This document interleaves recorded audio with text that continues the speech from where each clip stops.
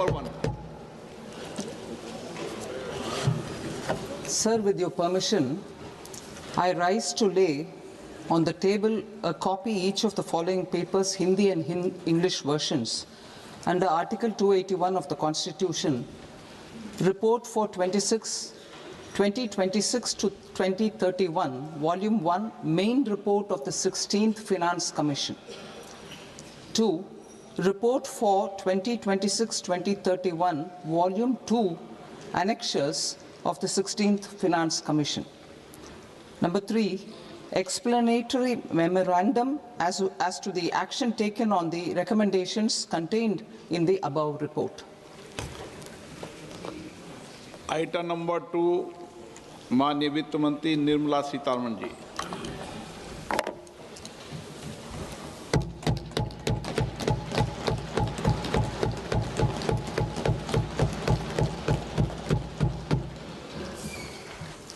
Honorable Speaker, sir, on the sacred occasion of Magh Purnima and the birth anniversary of Guru Ravidas, I present the budget for the year 2026-2027. Since we assumed office 12 years ago, India's economic trajectory has been marked by stability, fiscal discipline, sustained growth, and moderate inflation.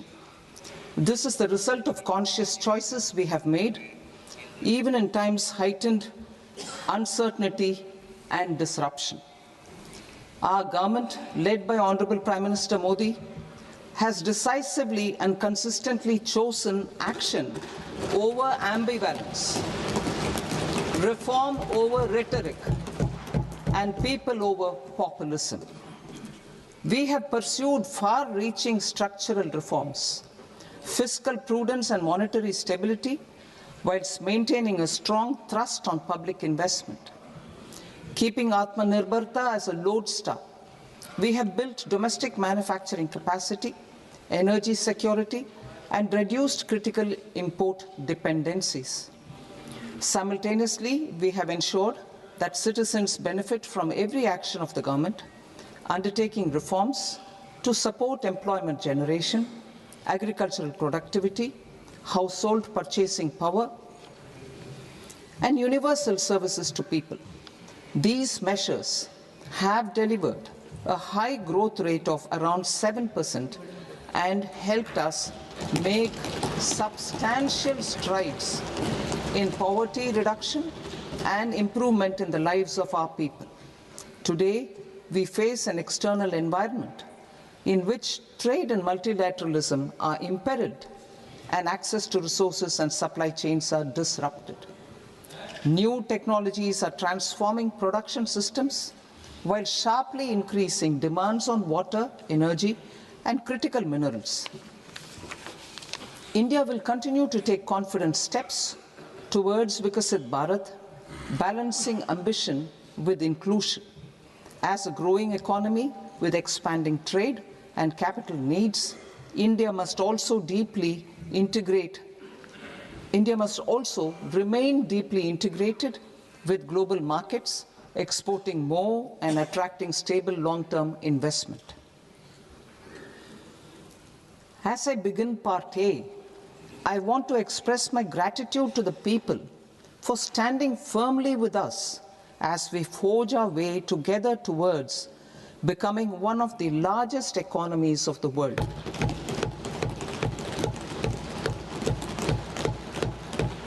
Our aim is to transform aspiration into achievement and potential into performance as we ensure that the dividends of growth reach every farmer, the scheduled caste, the scheduled tribes, the nomads, the youth, the poor, and the women.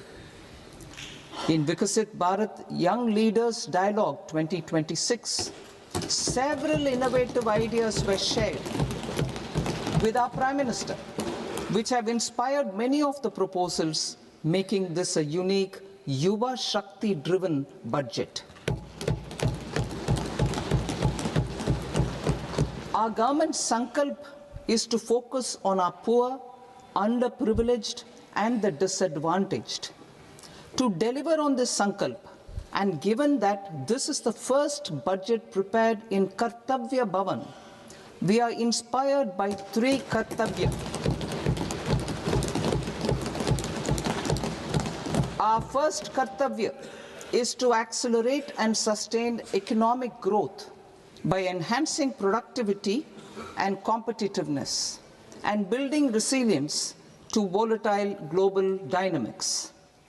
Our second Kartavya is to fulfill aspirations of our people and build their capacity, making them strong partners in India's path to prosperity. Our third Kartavya, aligned with our vision of Sabka Saath, Sabka Vikas, is to ensure that every family, community, region, and sector has access to resources, amenities, and opportunities for meaningful participation. This threefold approach requires a supportive ecosystem. The first requirement is to sustain the momentum of structural reforms, continuous, adaptive, and forward-looking. Second, a robust and resilient financial sector is central to mobilizing savings, allocating capital efficiently, and managing risks. Third, cutting-edge technologies, including AI applications, can serve us as force multipliers for better governance. Reform Express. Our government has undertaken comprehensive reforms towards creating employment, boosting productivity, and accelerating growth. After the Prime Minister's announcement on Independence Day in 2025, over 350 reforms have been rolled out. This includes GST simplification, notification of labor codes, and rationalization of mandatory quality control orders. High-level committees have been formed, and in parallel, the central government is working with the state governments on deregulation and reducing compliance requirements. The Reform Express is well on its way and will maintain its momentum to help us fulfill our Kartavya. I now move to specific proposals. Under our first Kartavya, to accelerate and sustain economic growth, I propose interventions in 6 areas. 1. Scaling up manufacturing in 7 strategic and frontier sectors. 2. Rejuvenating legacy industrial sectors.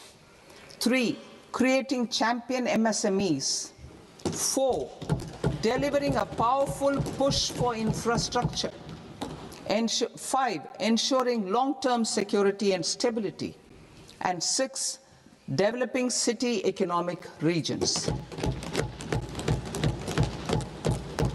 Scaling up of manufacturing in 7 strategic and frontier sectors. Biopharma Shakti, meaning biopharma strategy for health advancement through knowledge, technology, and innovation. India's disease burden is observed to be shifting towards non-communicable diseases like diabetes, cancer, and autoimmune disorders. Biologic medicines are key to longevity and quality of life at affordable costs. To develop India as a global biopharma manufacturing hub,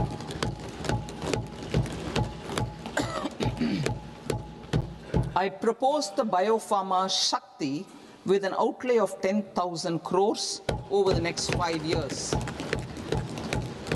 This will build the ecosystem for domestic production of biologics and biosimilars. The strategy will include a biopharma-focused network with 3 new national institutes of pharmaceutical education and research, popularly known as NIPERs, and upgrading 7 existing ones.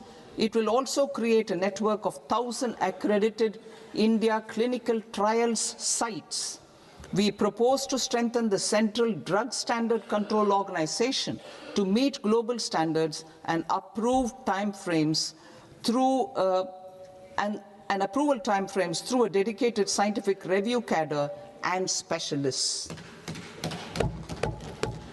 India's Semiconductor Mission 1.0 expanded India's semiconductor sector capabilities. Building on this, we will launch ISM 2.0 to produce equipment and materials, design full-stack Indian IP, and fortify supply chains. We will also focus on industry-led research and training centers to develop technology and skilled workforce. The Electronics Components Manufacturing Scheme, launched in April 2025 with an outlay of 22,919 crores, already has investment commitments at double the targets. We propose to increase the outlay to 40,000 crores to capitalize on this momentum.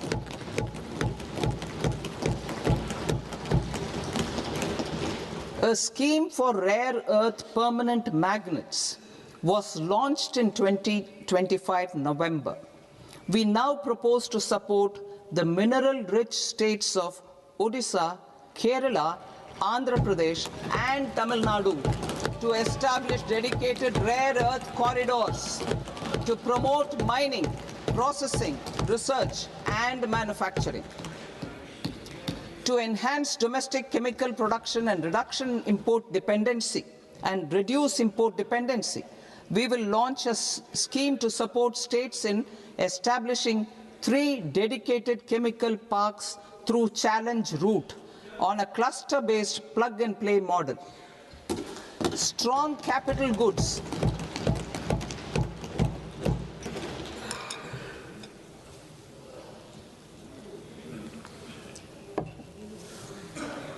Strong capital goods capability is a determinant of productivity and quality across different sectors. Towards building this capacity, I propose the following. High-tech tool rooms will be established by central public sector enterprises at 2 locations as digitally enabled automated service bureaus that locally design, test, and manufacture high-precision components at scale and at lower cost. 2. A scheme for enhancement of construction and infrastructure equipments will be introduced to strengthen domestic manufacturing of high value and technologically advanced CIE. This can range from lifts in a multi-storied apartment or firefighting equipment in multiplexes, large or small, and to tunnel boring equipments for building metros and high-altitude roads.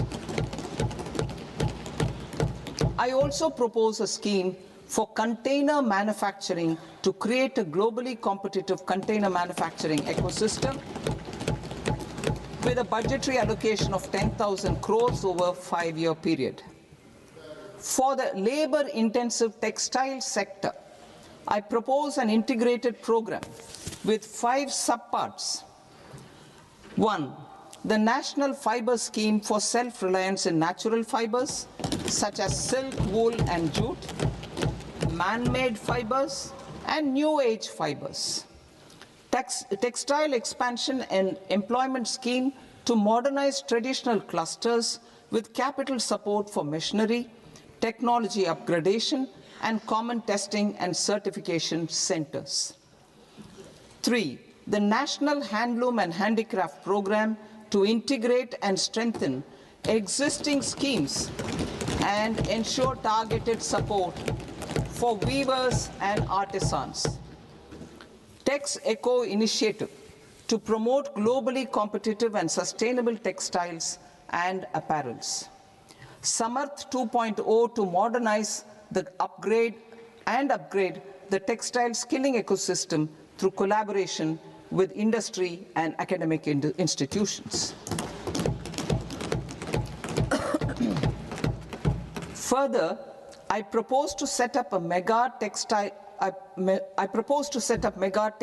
parks in challenge mode They can also focus on bringing value addition to technical textiles. I propose to launch the Mahatma Gandhi Gram Swaraj initiative to strengthen khadi, handloom, and handicrafts. This will help in global market linkage and branding. It will streamline and support training, skilling, quality of process, and production. This will benefit our weavers, village industries, One District, One Product ODOP initiative, and also our rural youth. India has the potential to emerge as a global hub for high quality, affordable sports goods. I propose a dedicated initiative for sports goods that will promote manufacturing, research, and innovation in equipment design as well as material sciences. Rejuvenation of legacy industrial clusters. I propose to introduce a scheme to revive 200 legacy industrial clusters to improve their cost competitiveness and efficiency through infrastructure and technology upgradation.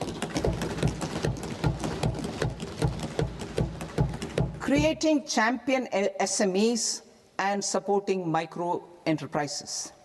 Recognizing MSMEs as a vital engine of growth, I propose a three-pronged approach to help them grow as champions. Equity support. I propose to introduce a dedicated 10,000 crores SME growth fund to create future champions, incentivizing enterprises based on select criteria. I also propose to top up the Self-Reliant India Fund set up in 2021 with 2,000 crores to continue support to micro enterprises and maintain their access to risk capital. Liquidity support. With TREDS, more than 7 lakh crore has been made available to MSMEs. To leverage its full potential, I propose 4 measures. 1. Mandate TREDS as the transaction settlement platform for all purchases from MSMEs by CPSEs, serving as a benchmark for other corporates. 2. Introduce a credit guarantee support mechanism through CGTMSE for invoice discounting on TREDS platform. 3.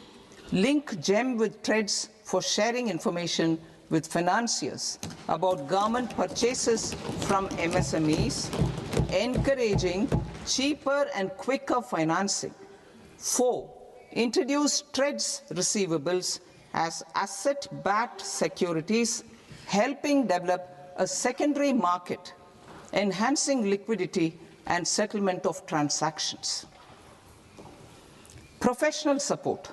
Government will facilitate professional institutions such as the ICAI, ICSI, ICMAI to design short-term modular courses and practical tools to develop a cadre of corporate mitras, especially in Tier 2 and Tier 3 towns. These accredited para-professionals will help MSMEs meet compliance requirements at affordable costs. Infrastructure. During this past decade, our government has undertaken several initiatives for large-scale enhancement of public infrastructure, including through new financing instruments such as Infrastructure Investment Trust (InvITs) and Real Estate Investment Trust (REITs), and institutions like NIIF and NABFID. We shall continue to focus on developing infrastructure in cities with over 5 lakh population, that is Tier 2, Tier 3 cities, which have expanded to become growth centers. Public capital expenditure has increased manifold from 2 lakh crore in 2014-15 to an allocation of 11.2 lakh crore in BE 25-26. In this coming year, that is financial year 2026-27, I propose to increase it to 12.2 lakh crores to continue the momentum. To strengthen the confidence of private developers regarding risks during infrastructure development and construction phase, I propose to set up an infrastructure risk guarantee fund to provide prudentially calibrated partial credit guarantee to lenders. Over the years, RITES have emerged as a successful instrument for asset monetization. I propose to accelerate recycling of significant real estate assets of the CPSEs through the setting up of dedicated RITES. To promote environmentally sustainable movement of cargo, I propose to 1. Establish new dedicated freight corridors connecting Dankuni in the east to Surat in the west. Operationalize 20 new national waterways over the next 5 years, starting with National Waterways 5 in Orissa to connect mineral-rich areas of Talcher and Angul and industrial centers like Kalinga Nagar to the ports of Paradeep and Dhamra. Training institutes will be set up as regional centers of excellence for development of required manpower for these waterways. This will benefit youth in the entire stretch of the waterways to train and acquire skills. Further, a ship repair ecosystem catering to inland waterways will also be set up at Varanasi and Patna. And C, launch a coastal cargo promotion scheme for incentivizing a modal shift from rail to road to increase the share of inland waterways and coastal shipping from 6% to 12% by 2047. To enhance last mile and remote connectivity and promote tourism, I propose to give incentives to indigenize manufacturing of seaplanes. A seaplane VGF scheme will be also introduced to provide support for operations. Carbon capture, utilization and storage. Aligning with the roadmap launched in December 2025, the carbon capture, utilization and storage technologies at scale will achieve higher readiness and in end-use application across 5 industrial sectors, including power, steel, cement, refineries, and chemicals. An outlay of 20,000 crore is proposed over the next 5 years for this purpose. City economic regions. Cities are India's engines of growth, innovation, and opportunities. We shall now focus on Tier 2, Tier 3 cities, and even temple towns, which need modern infrastructure and basic amenities. This budget aims to further amplify the potential of cities to deliver the economic power of agglomerations by mapping city economic regions based on their specific growth drivers. An allocation of 5,000 crore per CER over 5 years is proposed for implementing their plans through a challenge mode with a reform-cum-result-based financing mechanism.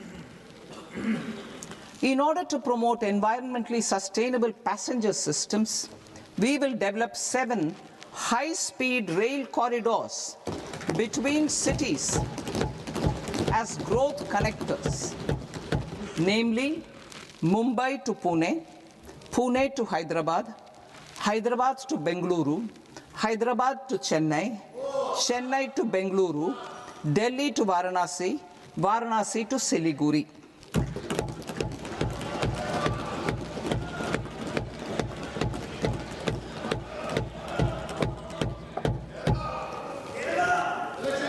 Financial sector.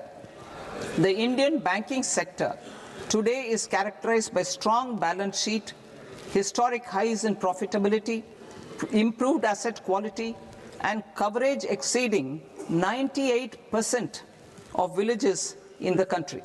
At this juncture, we are well placed to futuristically evaluate the measures needed to continue on the path of reform-led growth of this sector. I propose setting up a high-level committee on banking for Vikasit Bharat.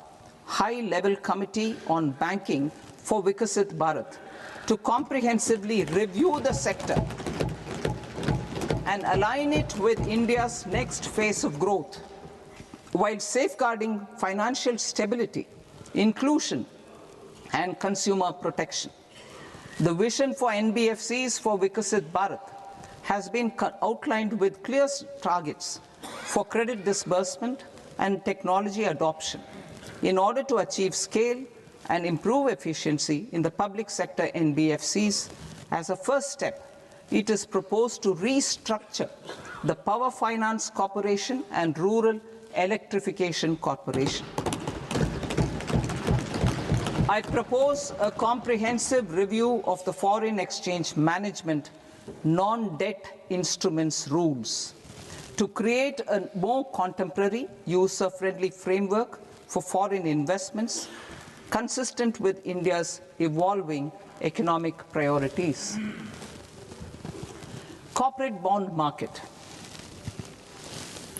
I propose to introduce a market-making framework with suitable access to funds and derivatives on corporate bond indices. I also propose to introduce total return swaps on corporate bonds. Municipal bonds. To encourage the issuance of municipal bonds of higher value by larger cities, I propose an incentive of 100 crore rupees for a single bond issuance. 100 crore rupees for a single bond issuance of more than 1,000 crore. The current scheme under Amrit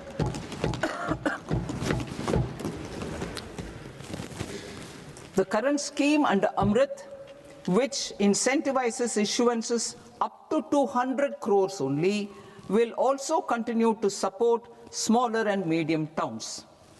That will also continue to support the smaller and medium towns. Ease of doing business.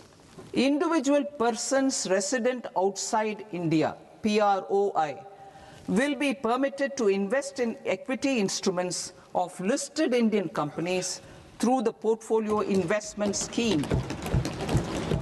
It is also proposed to increase the investment limit for an individual PROI under the scheme from 5% to 10%, with an overall investment limit for all individual PROIs to 24% from the current 10%. Emerging technologies including AI. 21st century is technology-driven. Adoption of technology is for the benefit of all people. Farmers in the field, women in STEM, youth keen to upskill, and Divyangjan to access newer opportunities.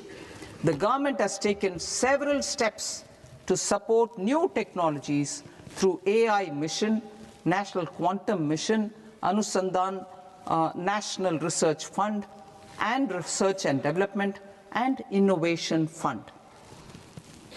Our second kartavya is to fulfill aspirations and build capacities. Close to 25 crore individuals have come out of multi-dimensional poverty through a decade of our government's sustained and reform-oriented efforts.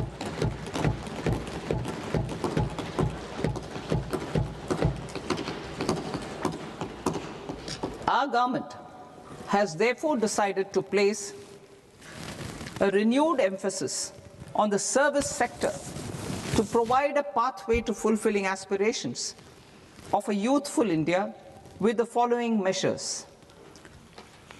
I propose to set up a high-powered Education to Employment and Enterprises Standing Committee to recommend measures that focus on services sector as a core driver of Vikasit Bharat.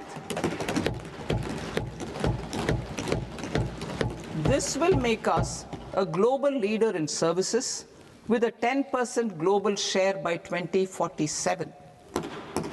The committee will prioritize areas to optimize the potential for growth, employment, and exports.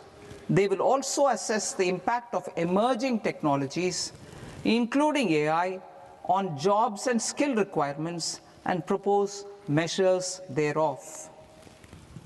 To create a range of skilled career pathways, a new range of skilled career pathways for our youth, I propose interventions in the following sectors. Health.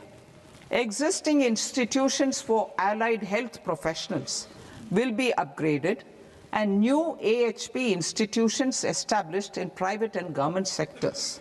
This will cover 10 selected disciplines, including optometry, radiology, anesthesia, OT technology, applied psychology, and behavioral health, and add 1 lakh AHPs over the next 5 years. A strong care system covering geriatric and allied care services will be built. A variety of NSQF-aligned programs will be developed to train multi-skilled caregivers, combining core care and allied skills such as wellness, yoga, and operation of medical assistive devices. In the coming year, 1.5 lakh caregivers will be trained.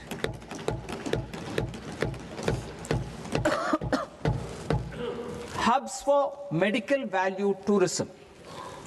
To promote India as a hub for medical tourism services, I propose to launch a scheme to support states in establishing 5 regional medical hubs in partnership with the private sector. These hubs will serve as integrated healthcare complexes that combine medical, educational, and research facilities.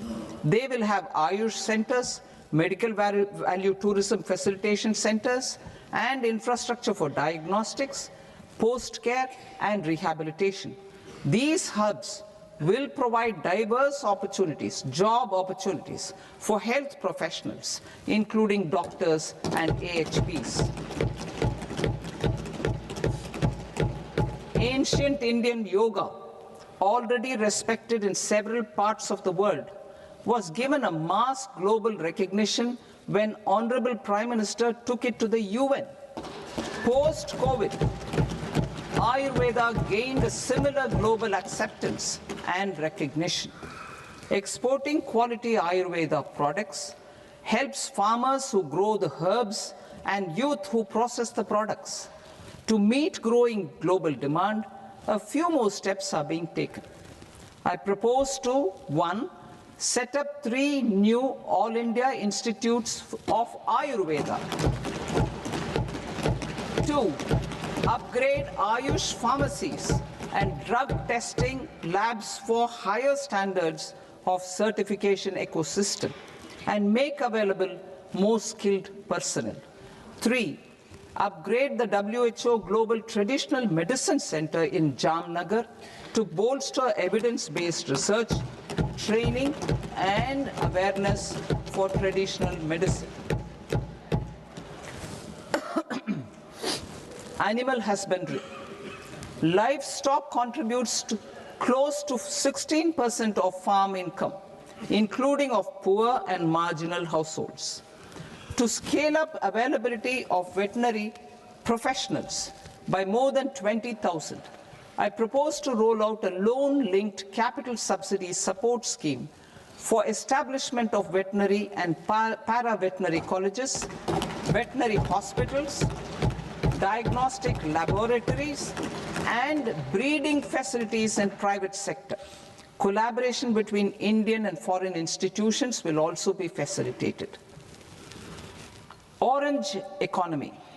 India's animation, visual effects, gaming and comics sector, ABGC sector, is a growing industry projected to require 2 million professionals by 2030. I propose to support the Indian Institute of Creative Technologies, Mumbai, in setting up ABGC content creator labs in 15,000 secondary schools all over the country and 500 colleges. The Indian design industry is expanding rapidly, and yet there is a shortage of Indian designers. I propose to establish, through Challenge Route, a new National Institute of Design to boost design education and development in the eastern region of India. Education. Our government will support states through Challenge Route in creating 5 university townships in the vicinity of major industrial and logistics corridors. These planned academic zones will host multiple universities, colleges, and research institutions, skill centers, and residential complexes. In higher education, STEM institutions, prolonged hours of study and laboratory work pose some challenges for girl students. Through VGF, Viability Gap Funding and capital support, one girls' hostel will be established in every district.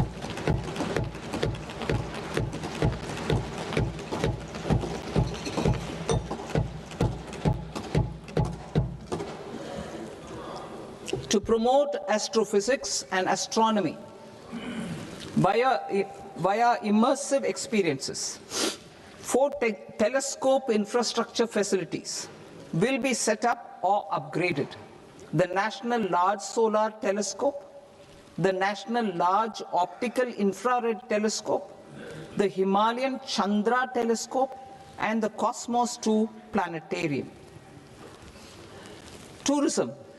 The tourism sector has the potential to play a large role in the employment generation, forex earnings, and expanding the local economy. I propose to set up a National Institute of Hospitality by upgrading the existing National Council for Hotel Management and Catering Technology. It will function as a bridge between academia, industry, and government.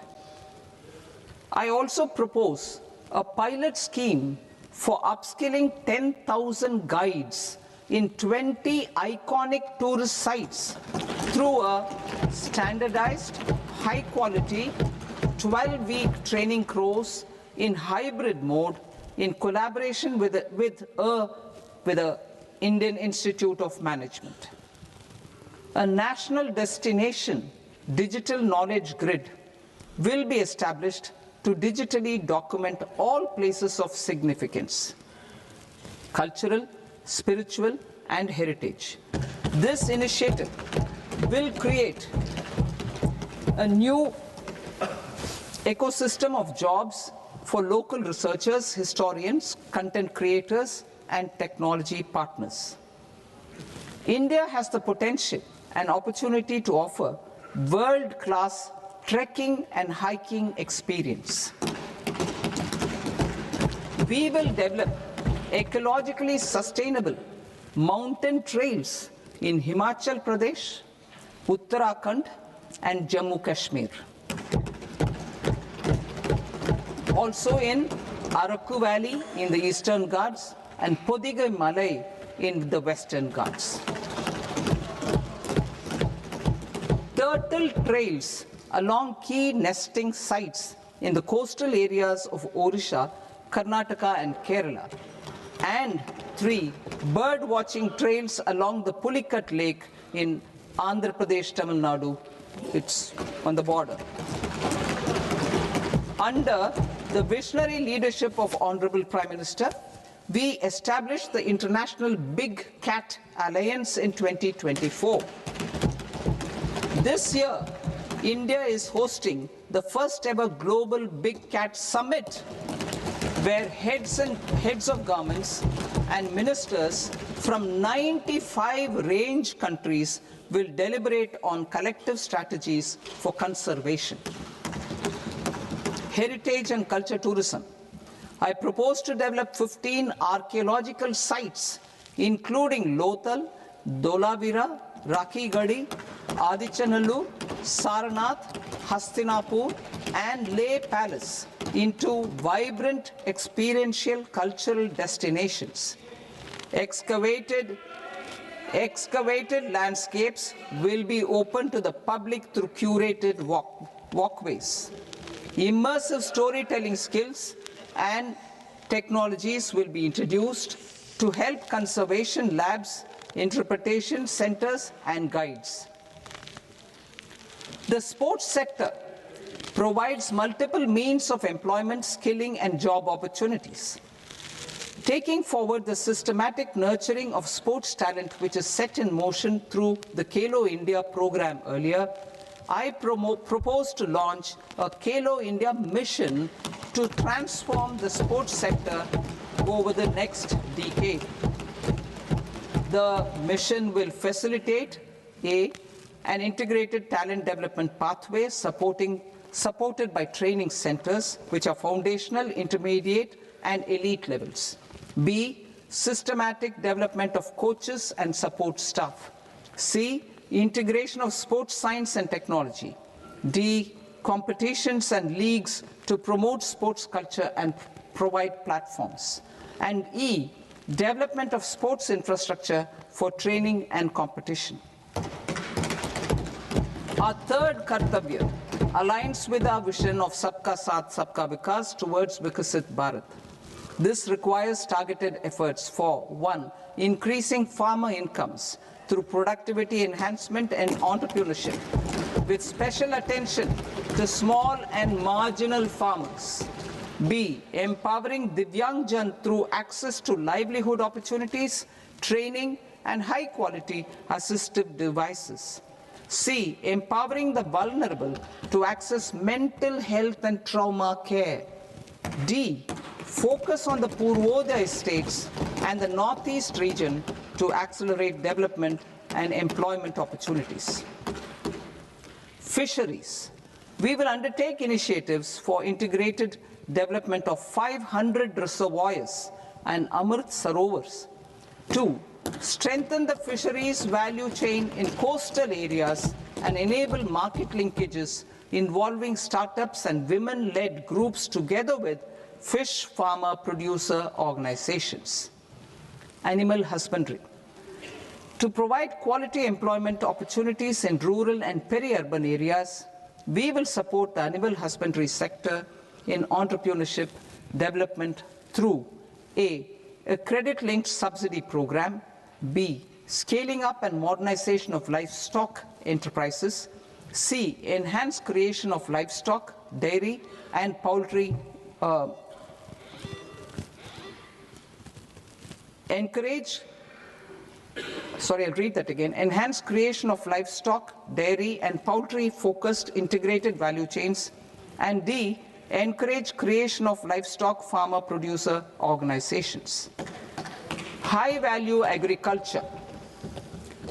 To diversify farm outputs, increase productivity, enhance farmers' incomes, and create new employment opportunities, we will support high-value crops such as coconut, sandalwood, cocoa, cashew in the coastal areas, agar trees in northeast, and nuts such as almonds, walnuts, and pine nuts in our hilly regions.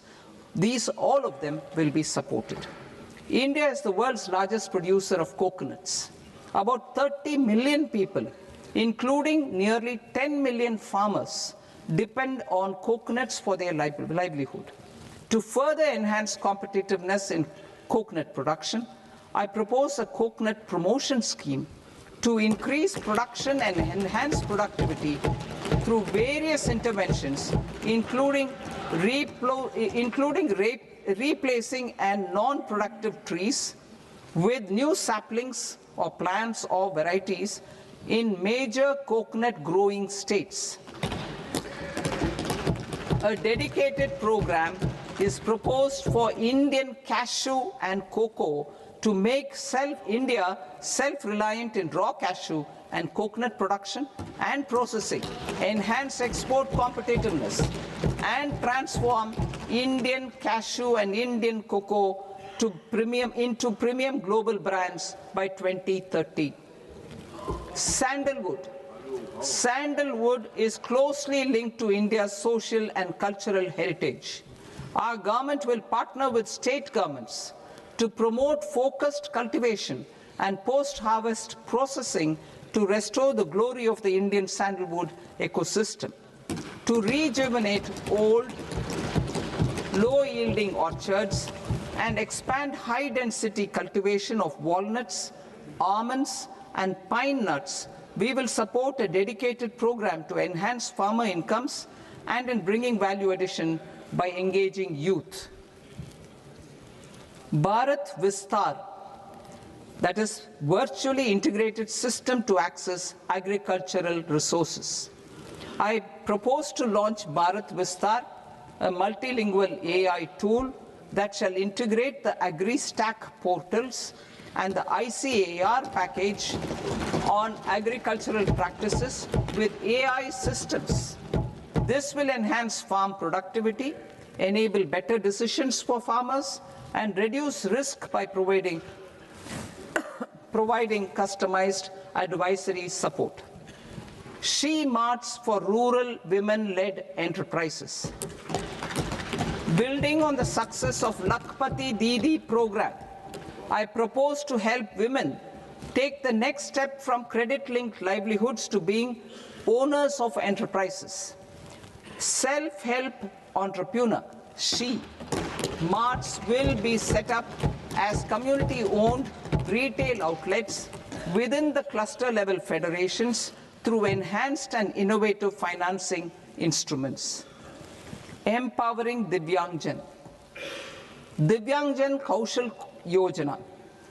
Information technology, AVGC sectors, hospitality and food and beverages sectors often offer task-oriented and process-driven roles which are suitable for Divyangjan. We will ensure dignified livelihood opportunities through industry-relevant and customized training specific to each Divyangjan group. Divyang Sahara Yojana. Timely access to high-quality assistive devices for all eligible Divyangjan is a fundamental need. I propose to 1. Support the Artificial Limbs Manufacturing Corporation of India, Alimco, to set up and to scale up production of assistive devices, invest in R&D and AI integration, strengthen PM Divyasha Kendras, and support setting up of assistive technology marts as modern retail style centers where Divyangjan and senior citizens can see, try, and purchase assistive products. Reaffirming our commitment to mental health and trauma care. There are no national institutes for mental health care in North India. We will therefore set up a NIMHANS 2 and also upgrade national mental health institutes in Ranchi and in Tezpur as regional apex institutions. Emergencies expose families, particularly the poor and vulnerable, to unexpected expenditure. We will strengthen and increase these capacities by 50% in district hospitals by establishing emergency and trauma care centers. Focus on Purvodaya states and northeastern regions. Purvodaya, I propose the development of an integrated East Coast industrial corridor with a well-connected node at Durgapur, creation of 5 tourism destinations in 5 Purvodaya states, and the provision of 4,000 e-buses. Buddhist sites in northeastern region. The northeastern region is a civilizational confluence of Theravada and Mahayana or Vajrayana traditions. I propose to launch a scheme for development of Buddhist circuits in Arunachal Pradesh, Sikkim, Assam, Manipur, Mizoram, and Tripura. The scheme will cover preservation of temples and monasteries, pilgrimage interpretation centers, connectivity, and pilgrim amenities. 16th Finance Commission. On 17th November 2025, the 16th Finance Commission submitted its report to the President. As mandated under Article 281 of the Constitution, the government is to lay the report along with the explanatory memorandum on the action taken report on the recommendations of the Commission in Parliament, which, Sir, Honourable Speaker, you've allowed me to do at the commencement of this session. The government has accepted the recommendation of the Commission to retain the vertical share of devolution at 41%. As recommended by the Commission, I have provided 1.4 lakh crores of rupees to the states for the year 2026-2027 as Finance Commission grants. These include rural and urban local body and disaster management grants. Fiscal consolidation. Government has been delivering on our fiscal commitments consistently without compromising on social needs. To strive towards accepted standards of fiscal management in Budget 25-26, I had indicated that the central government would target reaching a debt to GDP ratio of 50 plus or minus 1% by 2030-31. In line with this, the debt to GDP ratio is estimated to be 55.6% of GDP in BE 26-27, compared to 56.1% of GDP in RE 25-26. A declining debt to GDP ratio will gradually free up resources for priority sector lending and expenditure by reducing the outgo on interest payments. One of the main operational instruments for debt targeting is the fiscal deficit. I am happy to inform this august House that I fulfilled my commitment made in 2021-2022 to reduce fiscal deficit below 4.5% of GDP by 25-26. In RE 25-26, the fiscal deficit has been estimated at par with BE of 2025-26 at 4.4% of GDP. In line with the new fiscal prudence path of debt consolidation, the fiscal deficit in BE 26-27 is estimated to be 4.3% of the GDP.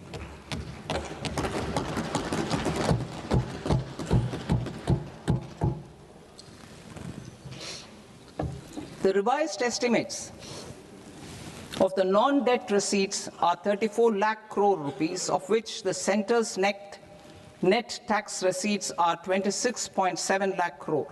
The revised estimate of the total expenditure is 49.6 lakh crore rupees, of which the capital expenditure is about 11 lakh crores. Budget estimates 2026 to 2027. Coming to 26-27, the non-debt receipts and the total expenditure are estimated as 36.5 lakh crore and 53.5 lakh crore respectively. The centre's net tax receipts are estimated at 28.7 lakh crore rupees. To finance the fiscal deficit, the net market borrowings from dated securities are estimated at 11.7 lakh crore rupees. The balance financing is expected to come from small savings and other sources.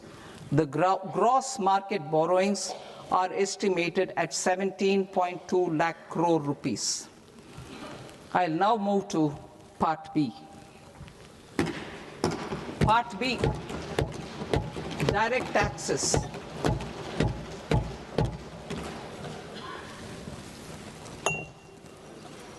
Honorable Speaker, sir, I now present my proposals on direct taxes.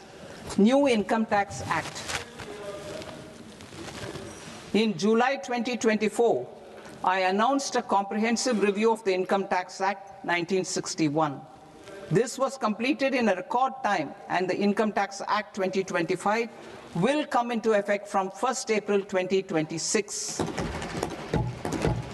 The simplified income tax rules and forms will be notified shortly, giving adequate time to taxpayers to acquaint themselves with its requirements. The forms have been redesigned such that ordinary citizens can comply without difficulty. Ease of living. I propose that any interest awarded by the Motor Accident Claims Tribunal to a natural person will be exempt from income tax, and any TDS on this account will be done away with. I propose to reduce TCS rate on the sale of overseas tour program package from the current 5% and 20% to 2% without any stipulation of amount. I propose to reduce TCS rate for pursuing education and for medical purposes under the Liberalized Remittance Scheme, popularly known as LRS, from 5% to 2%. Supply of manpower services is proposed to be specifically brought within the ambit of payment to contractors for the purpose of TDS to avoid ambiguity. Thus, TDS on these services will be at the rate of either 1% or 2% only. I propose a scheme for small taxpayers, wherein a rule-based automated process will enable obtaining a lower or nil deduction certificate instead of filing an application with the assessing officer. For the ease of taxpayer holding securities in multiple companies, I propose to enable depositories to accept Form 15G or Form 15H from the investor and provide it directly to various relevant companies. I propose to extend time available for revising returns from 31st December to up to 31st March with the payment of a nominal fee. I also propose to stagger the timeline for filing of tax returns. Individuals with ITR 1 and ITR 2 returns will continue to file till 31st July, and non-audit business cases or trusts are proposed to be allowed time till 31st August. TDS on sale of immovable property by a non-resident is proposed to be deducted and deposited through resident buyers and his or her PAN-based challan instead of requiring a TAN, which is a temporary accounting number. To address practical issues of small taxpayers like students, young professionals, tech employees, relocated NRIs, and such others, I propose to introduce a one-time 6-month foreign asset disclosure scheme for these taxpayers to disclose income or assets below a certain size. This scheme would be applicable for two categories of taxpayers, namely, A, who did not disclose their overseas income or assets, and B, who disclosed their overseas income and or paid due tax but could not declare the asset acquired. For category A, the limit of undisclosed income or asset is proposed to be up to 1 crore rupees. they need to pay 30% of fair market value of asset or 30% of undisclosed income as tax and 30% as additional income tax in lieu of penalty, and would thereby get immunity from prosecution. For category B, asset value is proposed to be up to 5 crore rupees. Here, immunity from both penalty and prosecution will be available with a payment of fee of 1 lakh rupees. Rationalizing penalty and prosecution. Multiplicity of proceedings are hindrance to the ease of doing business. I propose to integrate assessment and penalty proceedings by way of a common order for both. There will be no interest liability on the taxpayer on the penalty amount for the period of appeal before the first appellate authority, irrespective of the outcome of appeal process. Further, quantum of prepayment is being reduced from 20% to 10% and will continue to be calculated only on core tax demand. As an additional measure for reducing litigation, I propose to allow taxpayers to update their returns even after reassessment proceedings have been initiated, and an additional 10% tax rate over and above the rate applicable for the relevant year. The assessing officer will then use only this updated return in his proceedings. There is already a framework for immunity from penalty and prosecution in the cases of underreporting. I propose to apply this framework for immunity to misreporting too. However, in such a case, the taxpayer will need to pay 100% of the tax amount as an additional income tax over and above the tax and interest due. Penalties for certain technical defaults, such as failure to get accounts audited, non-furnishing of transfer pricing audit report, and default in furnishing statement for financial transactions are proposed to be converted into fee.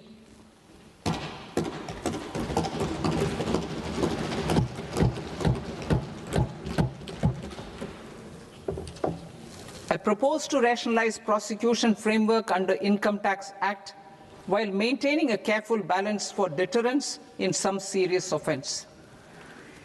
Non-production of books of account and documents and requirement of TDS payment where payment is made in kind are being decriminalized. Further, minor offences will attract fine only. The remaining prosecutions will be graded commensurate with the quantum of offence. They will entail only simple imprisonment with maximum imprisonment reduced to 2 years and power to courts to convert even those into fines. There is no penalty. There is no penalty presently for non-disclosure of non-immovable foreign assets with aggregate value less than 20 lakh rupees. I propose to also provide them with immunity from prosecution with retrospective effect from 1/10/2024.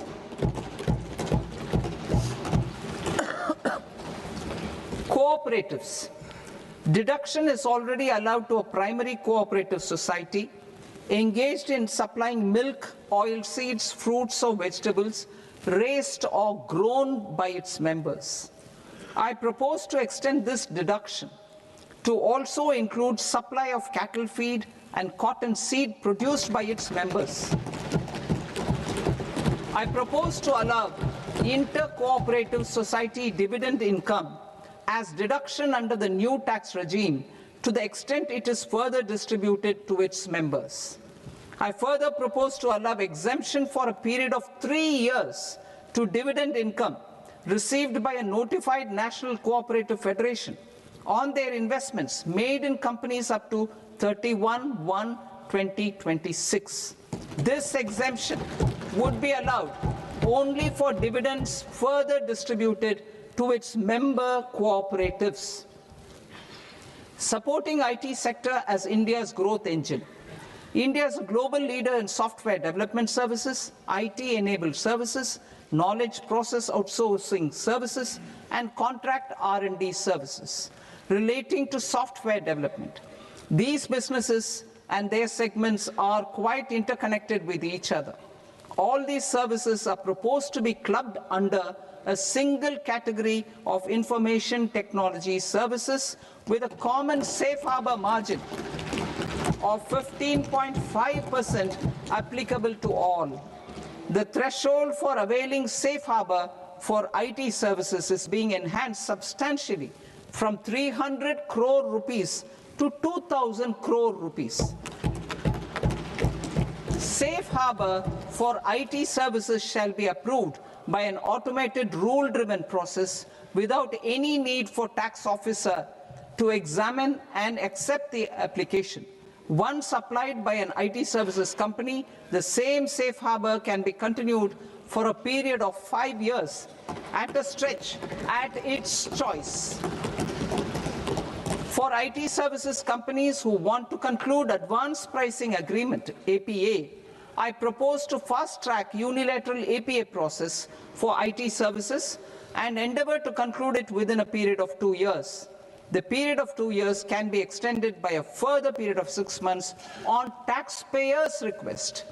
I propose to extend the facility of modified returns available to the entity entering APA to its associated entities also.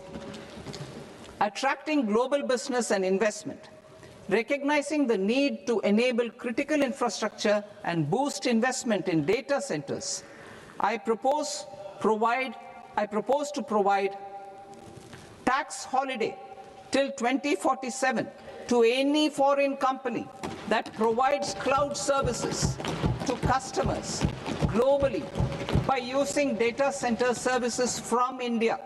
It will, however, need to provide services to Indian customers through an Indian reseller entity. I also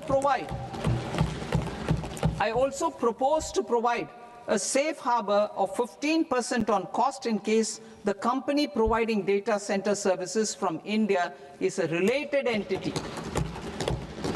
To harness the efficiency of just-in-time logistics for electronic manufacturing, I propose to provide safe harbor to non-residents for component warehousing in a bonded warehouse at a profit margin of 2% of the invoice value. The resultant tax of about 0.7% will be much lower than in competing jurisdictions. To provide fillip to toll manufacturing in India, I propose to provide exemption from income tax for 5 years to any non-resident who provides capital goods, equipment, or tooling to any toll manufacturer in a bonded zone. To encourage vast pool of global talent to work in India for a longer period of time, I propose to provide exemption to global, non-India sourced income of a non-resident expert for a stay period of 5 years under notified schemes. I propose to provide exemption from minimum alternate tax, the MAT, to all non-residents who pay tax on presumptive basis. Tax administration. I propose to constitute a joint committee of Ministry of Corporate Affairs and Central Board of Direct Taxes for incorporating the requirements of income computation and disclosure standards, the ICDS, in the Indian Accounting Standards, IND AS itself. Separate accounting requirement based on ICDS will be done away with from the tax year 27-28. To support Prime Minister Modi's vision of homegrown accounting and advisory firms to become global leaders, I propose to rationalize the definition of accountant for the purposes of safe harbor rules. Other tax proposals. Change in taxation of buyback was brought in to address the improper use of buyback route by promoters. In the interest of minority shareholders, I propose to tax buyback for all types of shareholders as capital gains. However, to disincentivize misuse of tax arbitrage, promoters will pay an additional buyback tax. This will make effective tax 22% for corporate promoters. For non-corporate promoters, the effective tax will be 30%.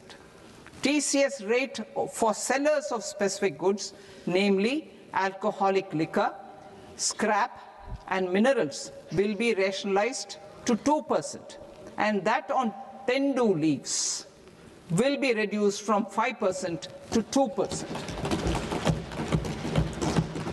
I propose to raise the STT on futures to 0.05% from the present 0.02%. STT on options premium and exercise of options are both proposed to be raised to 0.15% from the present rate of 0.1% and 0.125% respectively.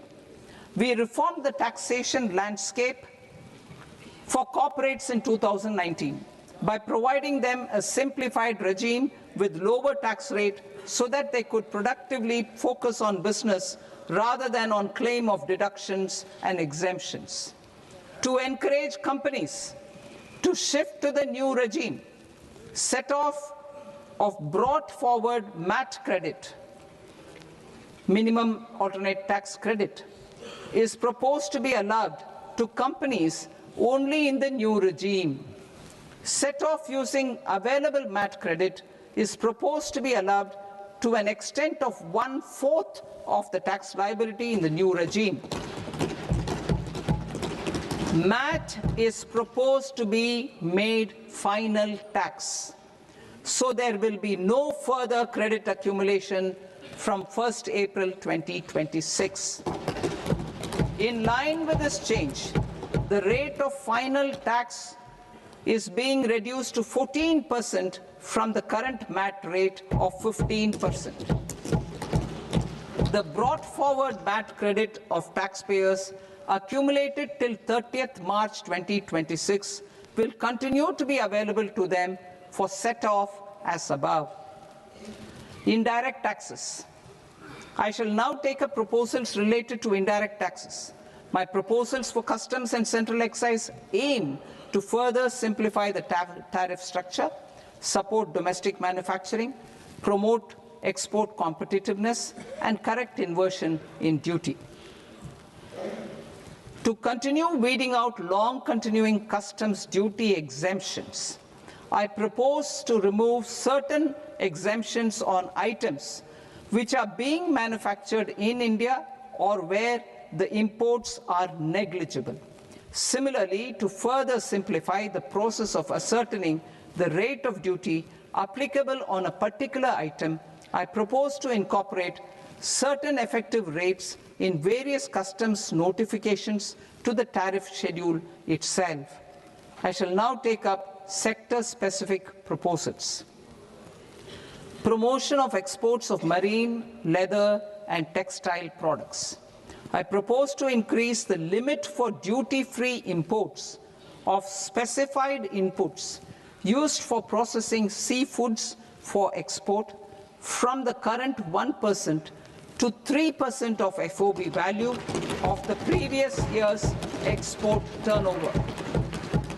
I also propose to allow duty-free imports of specified inputs, which is currently available for exports of leather or synthetic footwear, to exports of shoe uppers as well.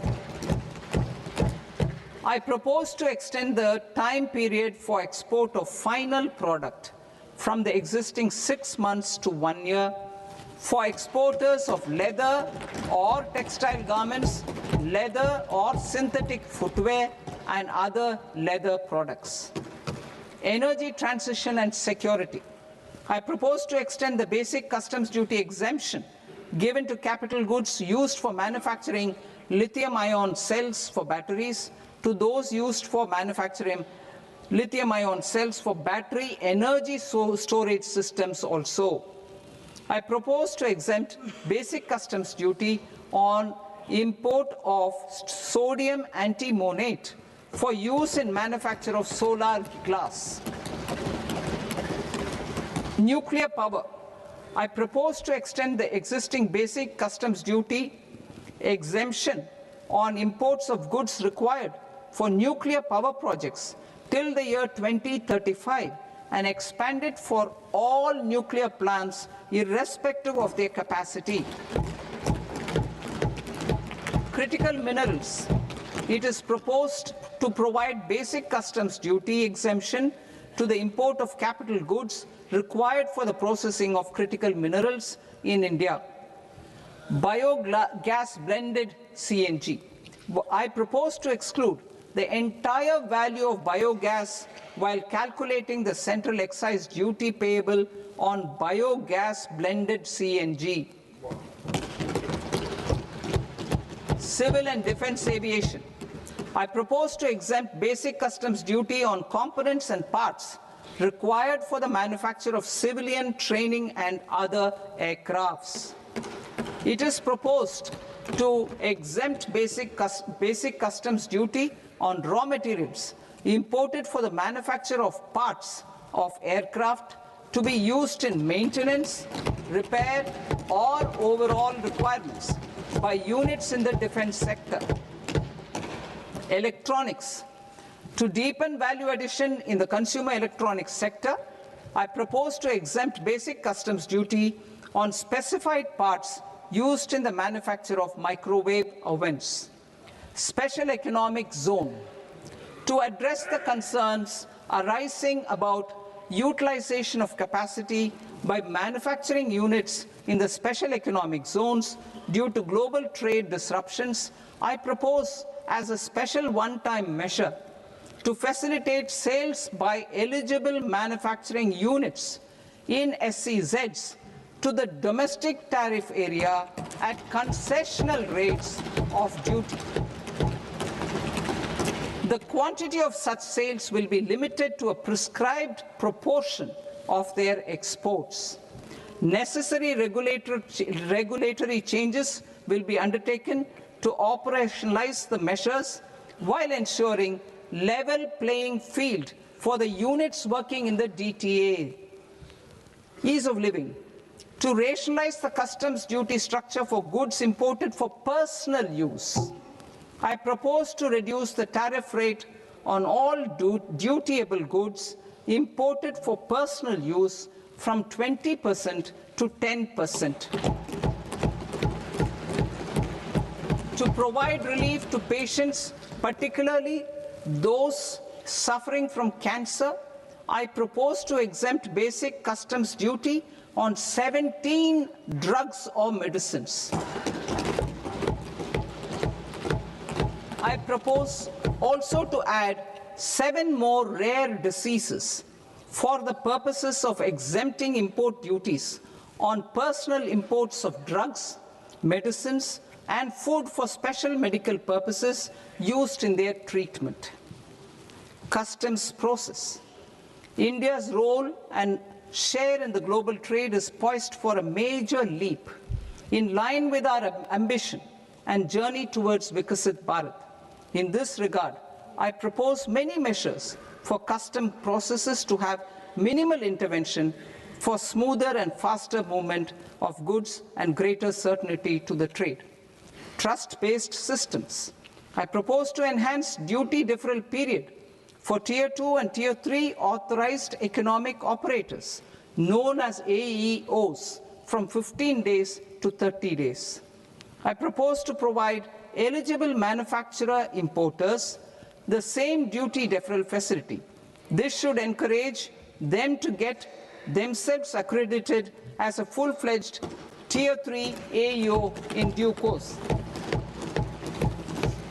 To provide greater certainty and for better business planning, I propose to extend validity period of advance ruling binding on customs from the present 3 years to 5 years. In the spirit of the whole of government approach,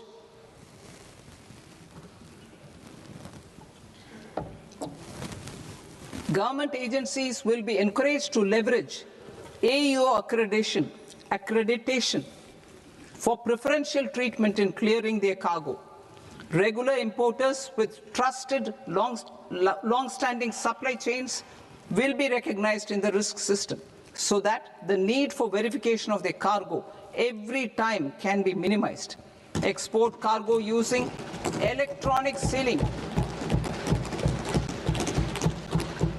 Export cargo using electronic sealing will be provided through clearance from the factory premises to the ship. For import of goods not needing any compliance, filing of bill of entry by a trusted importer and arrival of goods will automatically notify customs for completing their clearance formalities. This will enable goods to be released immediately on arrival. The customs warehouse framework will be transformed into a warehouse operator-centric system with a self-declarations, electronic tracking, and risk-based audit. These reforms will move away from the current system of officer-dependent approvals and reduce transaction delays and compliance costs. Ease of doing business. Approvals required for cargo clearance from various government agencies will be seamlessly processed through a single and interconnected digital window by the end of the financial year. Processes involved in clearance of food, drugs, plant, and animal and wildlife products, accounting for about 70% of interdicted cargo, will be operationalized on this system by April 2026 itself. For goods not having any compliance requirement, clearance will be done by customs immediately after online registration is completed by the importer, subject to the payment of duty. Customs integrated system will be rolled out in 2 years as a single integrated and scalable platform for all customs processes. Utilization of non-intrusive scanning with advanced imaging and AI technology for risk assessment will be expanded in a phased manner with the objective to scan every container across all the major ports. New export opportunities to support Indian fishermen to fully harness the economic value of marine resources beyond our territorial waters. The following measures will be taken. A. Fish catch by an Indian fishing vessel in exclusive economic zone or on the high seas will be made free of duty. Landing of such fish on foreign port will be treated as export of goods. Safeguards will be put in place to prevent misuse during fish catch, transit, or transshipment. To support aspirations of India's small businesses, artisans, and startups to access global markets through e-commerce, I am pleased to announce complete removal of the current value cap of 10 lakh rupees per consignment on courier exports. In addition, handling of rejected and returned consignments will be improved with effective use of technology for identifying such consignments. I propose to revise provisions governing baggage clearance during international travel to address genuine concerns of passengers. The revised rules will enhance duty-free allowances in line with the present-day travel realities and provide clarity in temporary carriage of goods brought in or taken out. There are honest taxpayers who are willing to settle disputes by paying all their dues, but they get deterred due to negative connotation associated with penalty. They will now be able to close cases by paying an additional amount in lieu of penalty. Honorable Speaker, sir, with this, I commend the budget to this august House. Jai Hind.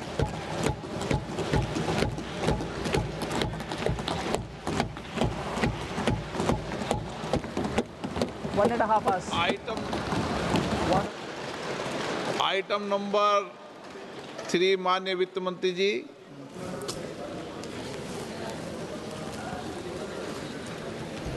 Item number 2, sir. 3। 3.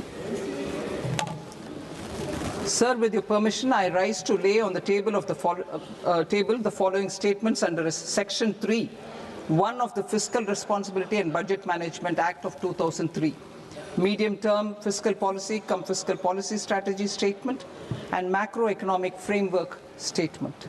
Item number 4 माननीय वित्त मंत्री जी। Sir, with your permission, I move for leave to introduce the Finance Bill 2026. प्रश्न ये कि विधेयक को पुनर्स्थापित करने की अनुमति प्रदान की जाए। जो सदस्य इस पक्ष में हाँ गए, जो सदस्य विरोध में ना गए, मेरे विचार में निर्णय हाँ वालों के पक्ष में, हाँ वालों के पक्ष में अनुमति प्रदान की जाती है। माननीय मंत्री जी, अब विधेयक पुनर्स्थापित करें। Sir, I introduce the bill. माननीय सदस्यगण, आपको सूचित किया जाता है कि माननीय वित्त मंत्री जी के बजट भाषण की कॉपी पब्लिकेशन काउंटर पर ली जाती है। बजट भाषण और बजट से संबंधित दस्तावेज आपके मोबाइल फोन और मेंबर पोर्टल्स पर ही उपलब्ध है। सभा की कार्रवाई कल सोमवार दिनांक 2 फरवरी 2026 को प्राप्त 11 बजे तक के लिए स्थगित की जाती है।